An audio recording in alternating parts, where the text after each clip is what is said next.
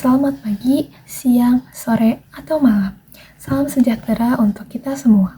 Izinkan saya untuk memperkenalkan diri. Nama saya Raina Atia Tahiroh dengan NPM 253020103. Saya berasal dari program studi Teknologi Pangan, kelas B, Pancasila. Pertama-tama, marilah kita panjatkan puji syukur kehadirat Tuhan Yang Maha Esa karena atas rahmat dan karunia-Nya, para hadirin masih dalam keadaan sehat untuk mempelajari salah satu topik yang sangat penting, yaitu landasan dan tujuan pendidikan Pancasila. Materi ini disusun oleh Bapak Dr. Subelo Wiono, SHMPD, dan merupakan bahasan yang sangat fundamental dalam konteks pendidikan tinggi di Indonesia. Mengapa demikian? Karena Pancasila bukan hanya sekedar simbol negara atau ideologi politik, tetapi juga merupakan filosofise Grundslag, yaitu dasar filsafat yang menjadi sumber dari segala sumber hukum dan pedoman moral bangsa. Pendidikan Pancasila bertujuan agar kita sebagai generasi muda memahami, menghayati, dan menerapkan nilai-nilai luhur Pancasila dalam kehidupan sehari-hari. Dengan kata lain, pendidikan ini membantu kita menjadi warga negara yang tidak hanya cerdas secara intelektual, tetapi juga berkarakter dan berjiwa kebangsaan. Sebelum membahas lebih jauh tentang tujuannya, kita perlu memahami lebih dahulu landasan dari pendidikan Pancasila. Terdapat 3 landasan utama, yaitu landasan filosofis, landasan yuridis, dan landasan sosiologis. Ketiganya merupakan satu kesatuan yang saling melengkapi. Landasan filosofis memberikan landasan arah nilai dan makna yang mendalam. Kemudian, landasan yuridis memberikan dasar hukum dan legitimasi pelaksanaan. Sedangkan landasan sosiologis menjelaskan mengapa pendidikan ini sesuai dan dibutuhkan oleh masyarakat Indonesia. Ketiga aspek ini menunjukkan bahwa pendidikan Pancasila bukanlah hanya sesuatu yang dibuat tanpa dasar, tetapi telah dirancang secara matang berdasarkan kebutuhan moral, hukum, dan sosial bangsa kita. Dari sisi filosofis, Pancasila merupakan dasar negara, pandangan hidup, dan ideologi bangsa Indonesia. Artinya, Pancasila adalah sumber nilai, sumber moral, dan pedoman dalam setiap aspek kehidupan, baik dalam kehidupan pribadi, bermasyarakat, berbangsa, maupun bernegara.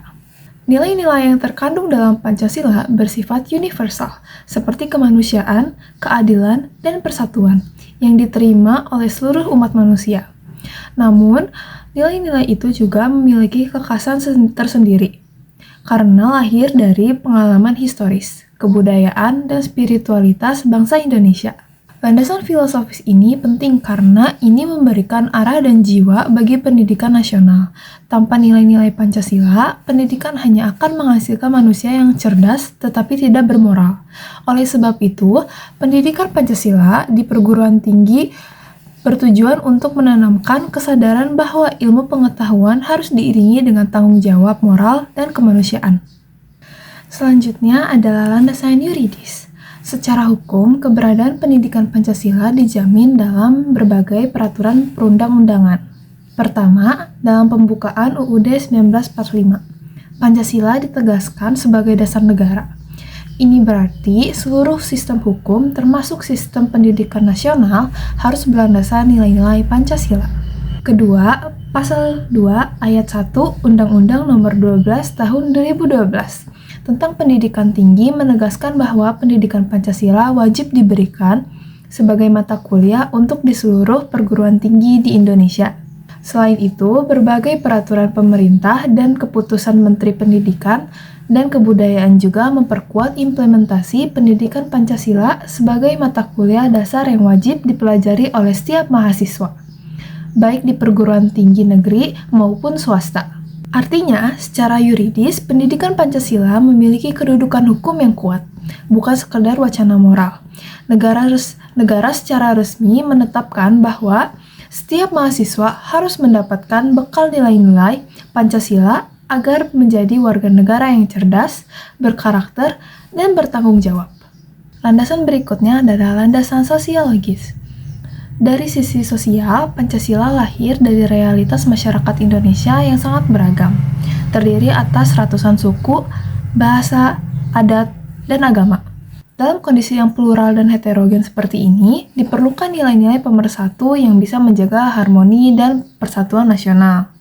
Pancasila hadir sebagai hasil konsensus bersama seluruh komponen bangsa yang ingin hidup damai dalam perbedaan. Oleh karena itu, pendidikan Pancasila berperan penting dalam memperkuat kohesi sosial.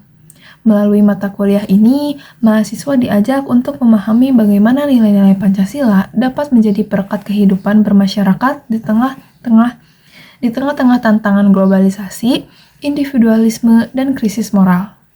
Pendidikan Pancasila juga mengingatkan kita bahwa menjadi warga negara Indonesia berarti menjaga nilai gotong royong, menghormati keberagaman, dan menolak segala bentuk radikalisme serta intoleransi.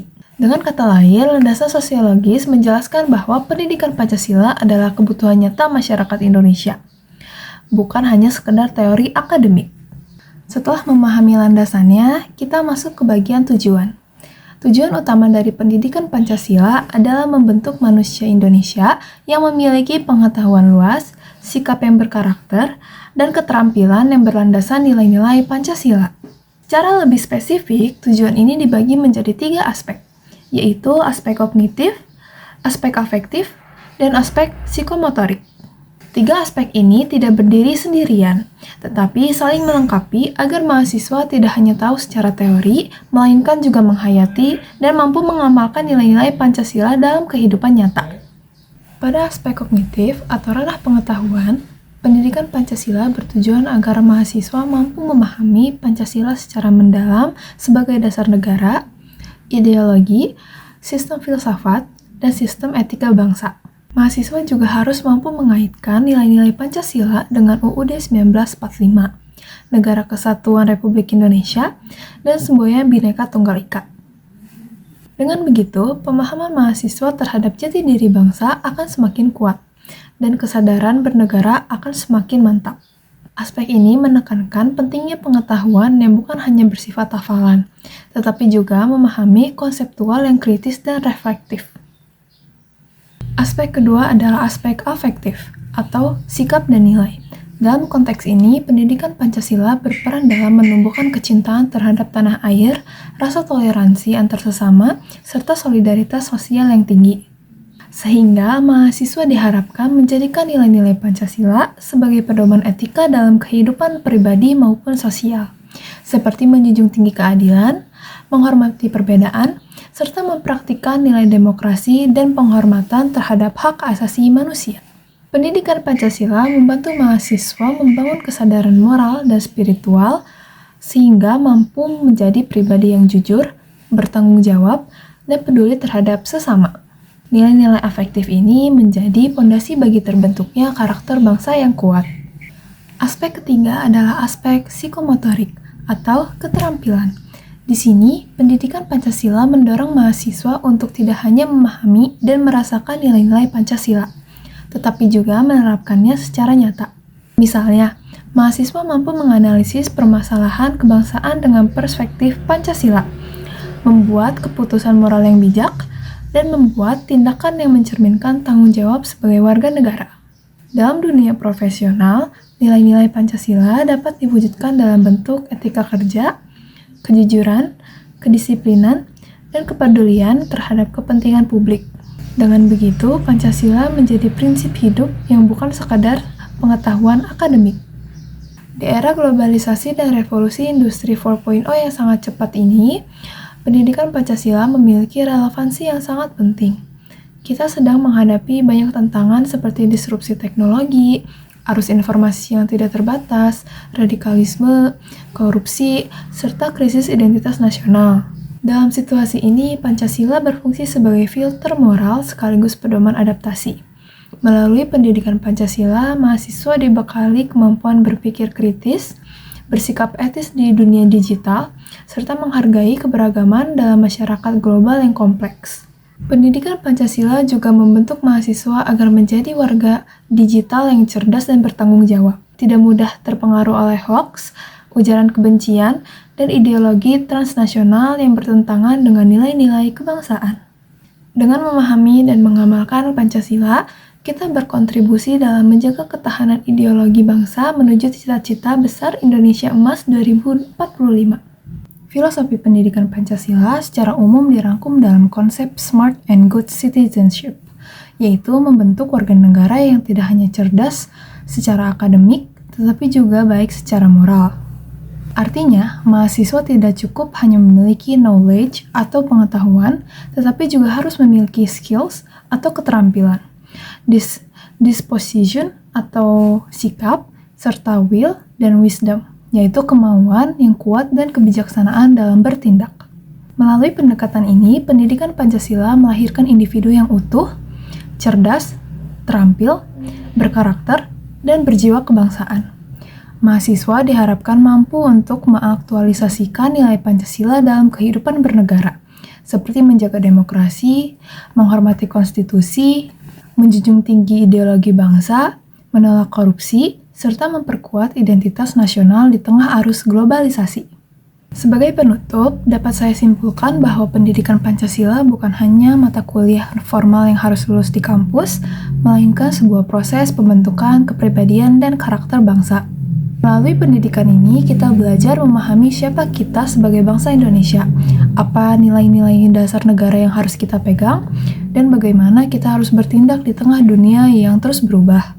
Pendidikan Pancasila mengajarkan kita untuk berpikir rasional namun tetap bermoral, bersikap terbuka namun tetap berakar pada budaya bangsa, serta bertindak cerdas untuk tidak meninggalkan nilai kemanusiaan. Dengan semangat Pancasila, kita semua diharapkan menjadi generasi muda yang mampu mewujudkan cita-cita luhur bangsa. Indonesia yang berdaulat, adil, makmur, dan berkarakter. Sekian presentasi dari saya, semoga bermanfaat. Terima kasih. Wassalamualaikum warahmatullahi wabarakatuh.